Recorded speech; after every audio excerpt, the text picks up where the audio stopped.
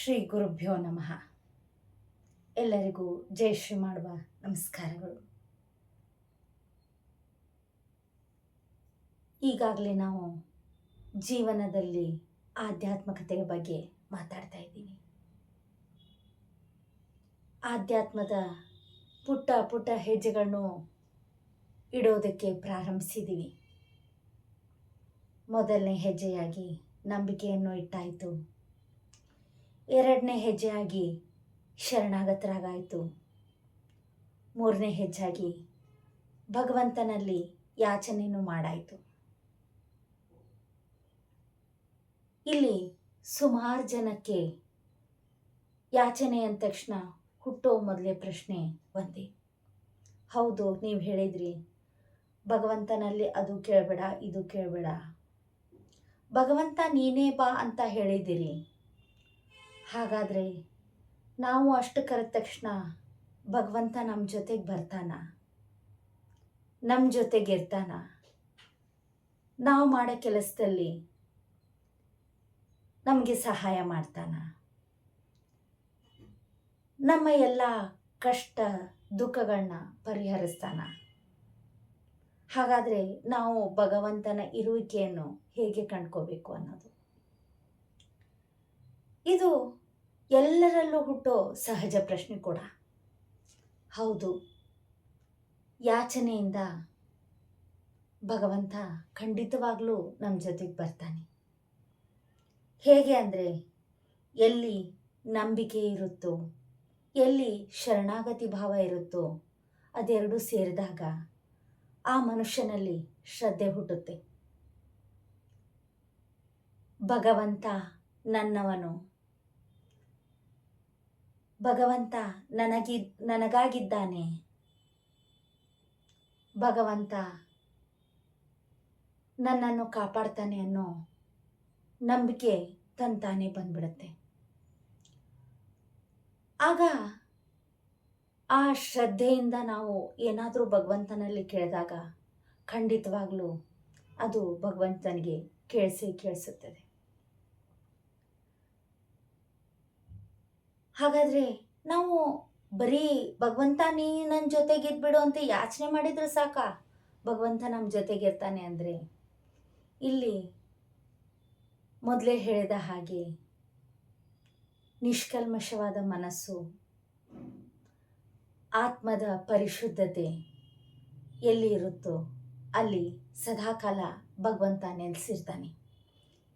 ಎಲ್ಲಿ ಪ್ರೀತಿ ತುಂಬಿದ ಹೃದಯ ಇರುತ್ತೋ ಅಲ್ಲಿ ಭಗವಂತ ನೆಲೆಸಿರ್ತಾನೆ. ಎಲ್ಲಿ ಸಹನೆಯನ್ನು ಒಂದು ಮಹಾ ದಿವ್ಯಾಸ್ತ್ರವಿರುತ್ತೋ ಅಲ್ಲಿ ಭಗವಂತ ನೆಲೆಸಿರ್ತಾನೆ. ಎಲ್ಲಿ ಪ್ರತಿಯೊಬ್ಬರಲ್ಲಿ ಮೇಲು ಕೀಳು, ನಾನು ಶ್ರೇಷ್ಠ, ನಾನು ದೊಡ್ಡವನು ಅನ್ನೋ ಮಹಾಭಾವ ಇರೋದಿಲ್ವೋ, ಎಲ್ಲಿ ಅಹಂಕಾರ ಇರೋದಿಲ್ವೋ, ಎಲ್ಲಿ ಮಮಕಾರದ ಚಿಲುಮೆ ಉಕ್ಕಿ ಹರಿತಾ ಇರುತ್ತೋ ಅಲ್ಲಿ ಸದಾಕಾಲ ಭಗವಂತ ಇರ್ತಾನೆ. ಸರಿ, ಇಷ್ಟೆಲ್ಲ ಹೇಳಿದ್ರಿ. ಹಾಗಾದರೆ ನಾವು ಭಗವಂತನನ್ನು ಪಡ್ಕೊಳ್ಳೋದಾದರೂ ಹೇಗೆ ಅಂತಂದಾಗ, ಭಗವಂತ ಶ್ರೀಕೃಷ್ಣ ಪರಮಾತ್ಮನ ಅವತಾರದಲ್ಲಿ ಬಂದಾಗ ಭೂಮಿಯಲ್ಲಿ ಎಲ್ಲರಿಗೂ ಮೊದಲು ಹೇಳಿಕೊಟ್ಟಿದ್ದೆ ಪ್ರೀತಿಸೋದನ್ನು. ಭಗವಂತ ಪ್ರತಿಯೊಂದು ಸೃಷ್ಟಿಯ ಕಣಕಣದಲ್ಲೂ ಪ್ರೀತಿಯನ್ನು ತುಂಬಿದ್ದಾನೆ. ನಾವು ಪ್ರೀತಿಯ ಕಣ್ಗಳಿಂದ ಎಲ್ಲವನ್ನು ನೋಡಿದಾಗ ನಮಗೆ ನಿಜವಾಗ್ಲೂ ಭಗವಂತ ಕಾಣಿಸ್ತಾನೆ. ಭಗವಂತನ ಹೇಗೆ ನೋಡಬೇಕು ಅಂದರೆ, ಯಾವಾಗಲೂ ಮುಗುಳ್ನಗ್ತಾ ಇರಬೇಕು. ಎದುರಿಗೆ ಯಾರೇ ಬರಲಿ ಅವ್ರನ್ನ ನಗನಗ್ತಾ ಮಾತಾಡಿಸ್ಬೇಕು, ಅವ್ರನ್ನ ನಗನಗ್ತಾನೆ ಸ್ವಾಗತಿಸ್ಬೇಕು. ಪ್ರೀತಿಯಿಂದ ನೀವು ಅವ್ರಿಗೆ ಏನೋ ಕೊಡದೇ ಇದ್ರೂ ಪರವಾಗಿಲ್ಲ, ಪ್ರೀತಿಯಿಂದ ಹೇಗಿದ್ದೀರಾ, ಆರಾಮಾಗಿದ್ದೀರಾ, ಊಟ ಮಾಡಿದ್ದೀರಾ ಅನ್ನೋ ಎರಡೇ ಮಾತುಗಳು ಸಾಕು ಪ್ರೀತಿಯ ಚಿಲ್ಮೆ ಉಕ್ಕೋಕೆ. ಕೆಲವೊಂದು ಸಾರಿ ಅನಿಸುತ್ತೆ, ನಾವು ಎಷ್ಟು ಪ್ರೀತಿ ಕೊಡ್ತೀವೋ ಅದರ 10 ಪಟ್ಟು 100 ಪಟ್ಟು ನಮಗೆ ಪ್ರೀತಿ ಸಿಕ್ಕೇ ಸಿಗುತ್ತೆ. ಒಂದು ಕ್ಷಣ ಹಾಗೆ ವಿಚಾರ ಮಾಡಿ ನೋಡಿ. ನಾವು ಪ್ರತಿಯೊಬ್ಬರಲ್ಲೂ ಭಗವಂತನ ಕಾಣಿಸ್ತೀವಿ. ಹಾಗಾದರೆ ನಮ್ಮ ಎದುರಿಗೆ ಬಂದವರು ನಮ್ಮ ಮಿತ್ರರಾದಾಗ, ನಮ್ಮ ತಾಯಿ ತಂದೆ ಆದಾಗ, ನಮ್ಮ ಹಿತೈಷಿಗಳಾದಾಗ, ನಮ್ಮ ಬಂಧುಗಳಾದಾಗ ಎಷ್ಟೋ ಖುಷಿಯಾಗತ್ತೆ. ಅವ್ರನ್ನ ಪ್ರೀತಿಯಿಂದ ಮಾತಾಡಿಸ್ತೀವಿ.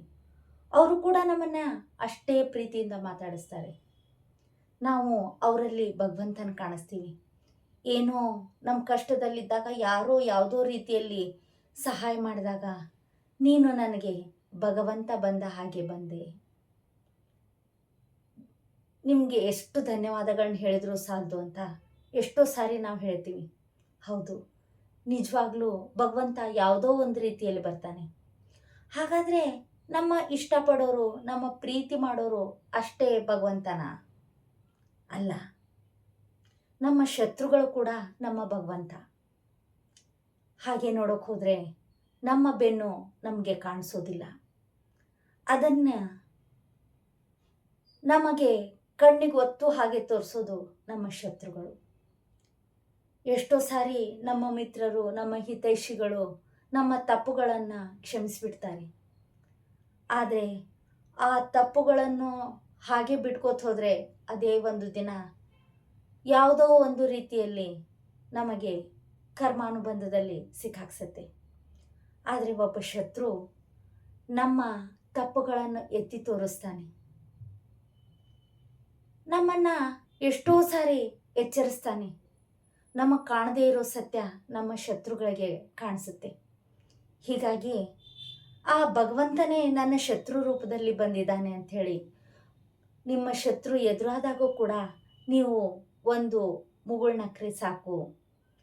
ಅಲ್ಲಿ ಕೂಡ ಒಂದೇ ಭಾವನೆಯಿಂದ ನೋಡಬೇಕು, ಭಗವಂತ ನೀನು ಈ ಸ್ವರೂಪದಲ್ಲೂ ನನಗೆ ನೀನು ದರ್ಶನ ಕೊಡ್ತಾ ಇದೀಯಪ್ಪ, ಧನ್ಯವಾದಗಳು. ನನ್ನ ತಪ್ಪು ತಿಳಿಸ್ತಾ ಇದ್ದೀಯಾ, ನಾನು ಸರಿ ದಾರಿಯಲ್ಲಿ ನಡೆಯೋಕ್ಕೆ ನನಗೆ ಒಂದು ಅವಕಾಶ ಕೊಡ್ತಾ ಇದೀಯಾ, ಧನ್ಯವಾದಗಳು ಅಂತ ನೋಡಿ. ಅಲ್ಲಿ ಯಾರೂ ಶತ್ರುಗಳಲ್ಲ, ಎಲ್ಲರೂ ಮಿತ್ರರೇ, ಎಲ್ಲರೂ ಪ್ರೀತಿಯ ಬಾಂಧವರೇ.